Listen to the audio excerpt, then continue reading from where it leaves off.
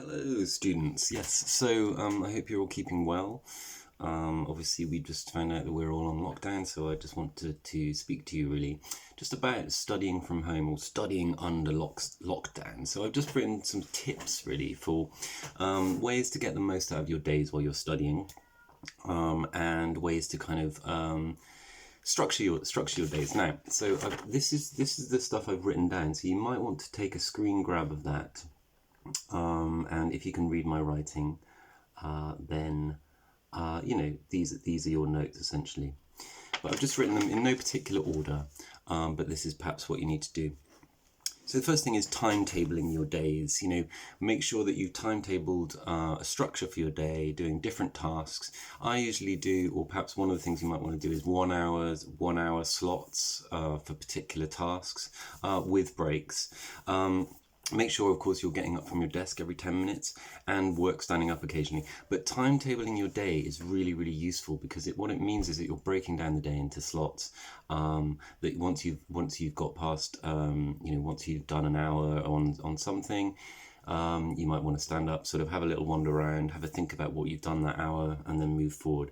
But it just means that you can, and do that in advance if you can, because what it means is that you can keep a good eye on how long things take, and be able to provide a real structure for your reading, particularly if you're working towards an assignment, working towards an essay that you want to hand in. It's really important that you timetable that in advance, so that and then every day you're reflecting on that. Try and stick to those routines, and stick to routines not just with work, but with other routines, little exercise or what have you. And one of the things about routines is if for example, you work on your studies from 9 o'clock in the morning until 1, for example, try and do that every day, because once you get into that routine, you sort of feel bad if you don't do it. And also, it's an amazing achievement. After 1 o'clock, you can say, "Wow, I can go and do something else. I can go and cook something. I can go and play computer games or what have you." So stick to routine. One of the things to do, this two-part really, is for each day, when you're thinking about each day, set realistic goals for yourselves. Not sort of like, right, in today I'm going to spend 12 hours and I'm going to write 3,000 words and I'm going to read a novel. What you often find is once you set those realistic goals, you won't manage them, or you may do. If you do, it's miraculous, but you won't be able to sustain that. But you won't manage them, and then you'll feel deflated, and you'll feel demotivated because you hadn't achieved your goal. That's one of the things about resolutions. Is oftentimes we set resolutions way too high for ourselves. And in fact, what we need to do is break down the end goal into manageable slots. And that's a really useful thing. So set realistic goals every day.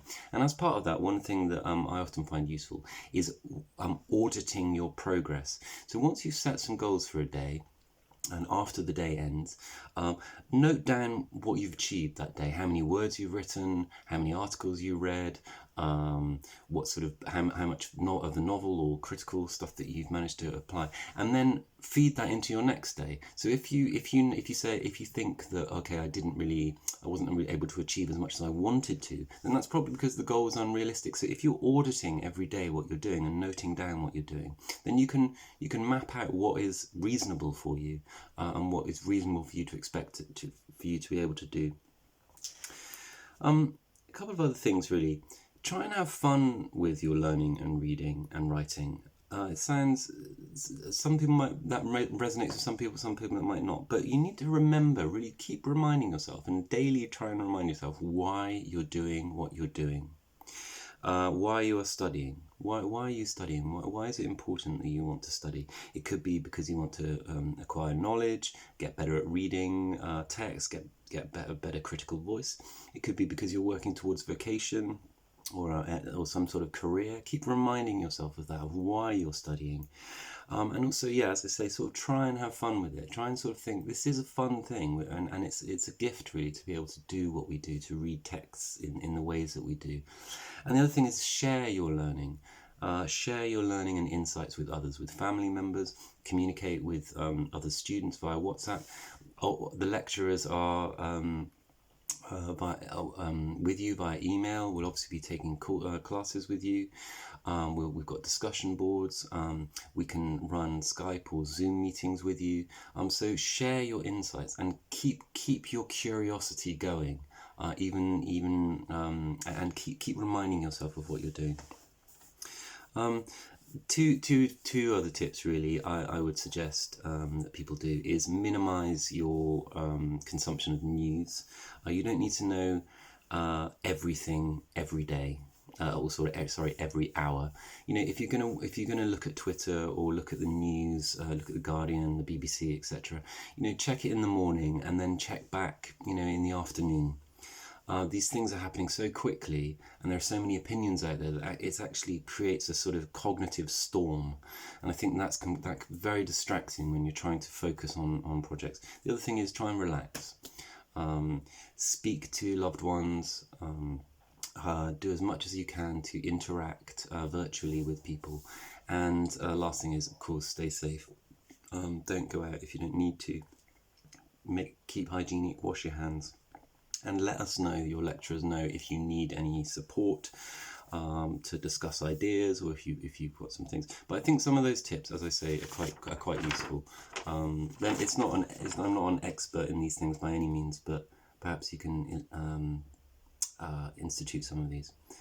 Good luck, and we really look forward to seeing you soon. Bye bye.